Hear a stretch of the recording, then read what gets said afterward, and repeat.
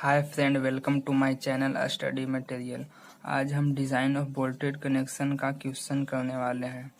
Question में आने से पहले हमें कुछ वैल्यू निकालना होता है।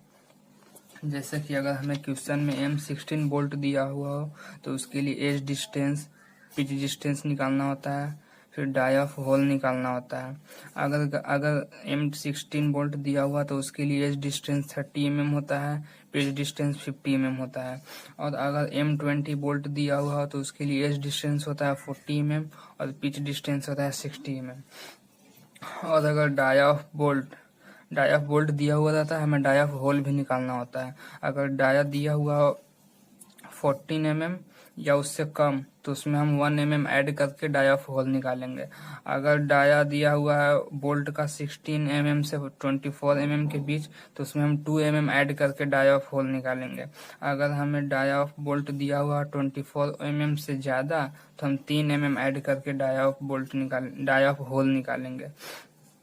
और अगर M20 बोल्ट का अगर ग्रेड 4.6 हो तो उसके लिए हम यील्ड स्ट्रेस 250 लेते हैं। Yield stress that is FY जिसको हम बोलते हैं।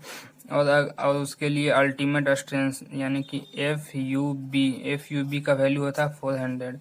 और अगर 4.8 ग्रेड का बोल्ट हो तो उसके लिए हम FY का वैल्यू 320 लेते हैं और FUB का वैल्यू 420 लेते हैं। तो आइए अब हम क्वेश्चन की ओर आते हैं।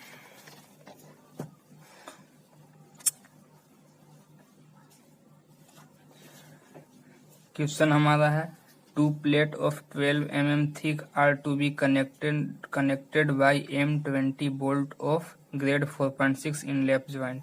हमें लैप ज्वाइंट करना है।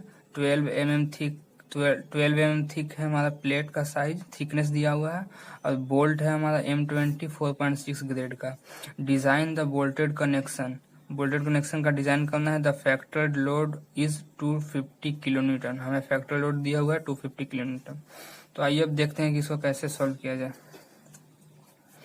सबसे पहले हम जनरली ग्रेड ऑफ स्टील लेते हैं तो 410 लेते हैं, तो उसके लिए FU का वैल्यू हमारा 410 न्यूटन पर mm स्क्वायर हो गया।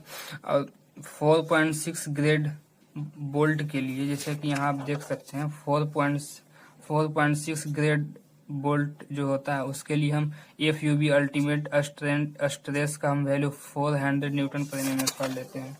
तो यहाँ उससे हम FUB का वैल्यू 400 न्यूटन पर mm स्क्वायर लिख दिए। उसके बाद हम निकालते हैं ANB।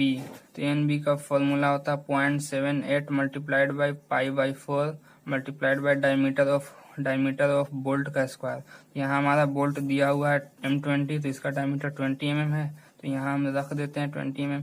इसका टोटल निकाल के जो वैल्यू आता है वो 245 मिलीमीटर स्क्वायर आया। उसके बाद हमें निकालना होता है डायमीटर ऑफ होल।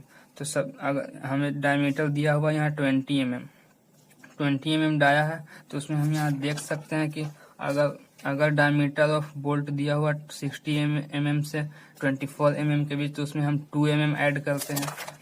तो उसी प्रकार हम यहाँ 2 mm ऐड कर दिए तो हमारा डायमीटर ऑफ होल निकल गया 22 mm।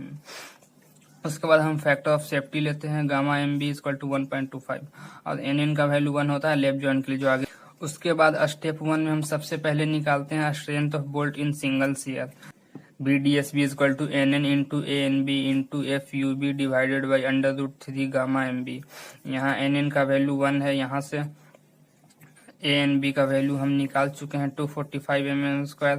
FUB का वैल्यू यहाँ दिया हुआ है 400 न्यूटन पर mm स्क्वायर। गामा MB का वैल्यू यहाँ पे 1.25 जो फैक्टर ऑफ सेफ्टी होता है वो लिख देंगे। टोटल कैलकुलेशन करने के बाद हमारा वैल्यू आएगा 4526 न्यूटन में हमारा इसलिए आता है क्योंकि हम यहाँ FUB जो लेते हैं वो न्यूटन पर mm स्क्वायर में होता है, इसलिए यहाँ वैल्यू हमारा न्यूटन में आया।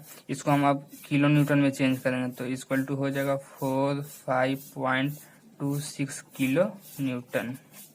ये हमारा आया शियर स्ट्रेंथ आता है। इसको हम स्ट्रेंथ यहाँ शियर स्ट्रेंथ लिखेंगे, shear strength of bolt in single shear. वही हम सीएल नहीं भी लिखेंगे, यहाँ हम सीएल तो लिख चुके हैं, तो यहाँ सीएल छोड़ा strength of bolt in single shear. उसके बाद स्टेप 2 में हम निकालते हैं strength of bolt in bearing. उसका फॉर्मूला होता है VDPB equal to 2.5 KB DTFU divided by gamma MB। यहाँ के बी जो निकालना होता है उसके लिए भी अलग से फॉर्मूला होता है। के बी का जो फॉर्मूला वो चार वैल्यू आता है के बी का, उसमें से जो मिनिमम होता है, द लीस्ट वैल्यू जो होता है उसको हम लेते हैं। पहला है E divided by 3 d note. ई क्या होता है? ई हमारा है एज डिस्टेंस, डी नोट हमारा है diameter of hole. Edge distance हम पीछे बता चुके हैं कि M20 के लिए हम एज डिस्टेंस 40 mm यूज करते हैं और पिच डिस्टेंस 60 mm यूज करते हैं। तो edge distance 40 mm by 3 into 22 equal to हमारा वैल्यू आएगा 0.606। और सेकंड फॉर्मूला है P divided by 3 d naught minus 0.25 equal to हम P का वैल्यू रख देंगे 60। वैल्यू रखने के बाद हमारा वैल्यू आएगा 0.659। उसके बाद थर्ड होता है FUB डिवाइडेड बाई FU, तो उसको निकालेंगे तो हमारा आएगा 0.975। अब फोर्थ वन होता है 1। इस टोटल में से चारों वैल्यू में से जो मिनिमम होगा वो हम मानते हैं कि वो हमारा है केबी का वैल्यू। तो ये चारों में से हमारा मिनिमम वैल्यू ये है, तो ये हो जाएगा हमारा केबी का वैल्यू। अब आगे हम निकालते हैं बियरिंग स्ट्रेंथ। फॉर्मूला है VDPB इक्वल टू 2.5 इंटू केबी का वैल्यू हमारा आया है 0.606, ये वाला ये लिख देंगे। उसके बाद फॉर्मूला में है केबी इंटू डी मतलब डायमीटर ऑफ बोल्ट, यहाँ 20 लिख दिए हैं। उसके बाद टी मतलब थिकनेस ऑफ प्लेट। अब हमारा क्वेश्चन में यहाँ दिया हुआ है थिकनेस 12 mm, यहाँ थिकनेस 12 mm दिया गया है। ये थिकनेस अगर दोनों प्लेट का सेम हो तो हम सेम ले लेते हैं, और अगर दो प्लेट का अलग अलग थिकनेस अगर दिया हुआ हो तो हम मिनिमम थिकनेस लेते हैं। यहाँ तो सेम है तो हम 12 mm लिख देंगे। तो यहाँ हम लिख चुके हैं 12 mm थिकनेस। उसके बाद होता है फॉर्मूला में FU divided by gamma M B. तो FU का वैल्यू होता है 410 डिवाइडेड बाई 1.25। टोटल निकालने के बाद हमारा वैल्यू आया 119.260 न्यूटन। इसको भी हम किलो न्यूटन में चेंज कर लेंगे, 119.26 किलो न्यूटन। अब यहाँ दो वैल्यू आया है, एक आया है बियरिंग स्ट्रेंथ ऑफ बोल्ट और एक आया है शियरिंग स्ट्रेंथ ऑफ बोल्ट। तो इन दोनों वैल्यू में से जिसका वैल्यू कम होता है, मिनिमम होता है, उसी को हम मानते हैं अपना डिजाइन स्ट्रेंथ। तो यहाँ स्ट्रेंथ ऑफ बोल्ट हो गया, इसका वैल्यू है 119.25 और शियर स्ट्रेंथ का वैल्यू है 45.26। तो दोनों में से मिनिमम हुआ 45.26 वाला, तो यहाँ हम लिख देंगे 45.26 किलोमीटर हमारा स्ट्रेंथ हो गया। थर्ड स्टेप में क्या करना होता है?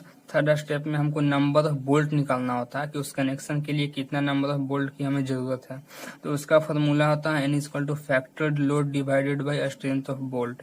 हमारा स्ट्रेंथ ऑफ बोल्ट तो यहाँ निकल चुका है 45.26 किलोमीटर, और फैक्टर्ड लोड जो क्वेश्चन में यहाँ दिया गया है वो लिखते हैं हम। फैक्टर लोड यहाँ दिया हुआ है क्वेश्चन में, the factor load is 250 kilo Newton. तो उसको हम यहाँ फॉर्मूले में लिख देंगे 250 डिवाइडेड बाई 45.26। तो टोटल इसको सॉल्व करने के बाद आएगा 4.5.52। तो इसको 5.52 तो नंबर हो नहीं सकता है, जिसको नंबर हम एक्यूरेट नंबर लेंगे तो जो इससे कम नहीं ले सकते, हम इससे ज्यादा लेंगे। तो हमारा 6 वोल्ट ये हमारा आंसर हो जाएगा। अगर गाइज हमारा वीडियो पसंद आया तो लाइक करें, चैनल को सब्सक्राइब करें। Thanks for watching.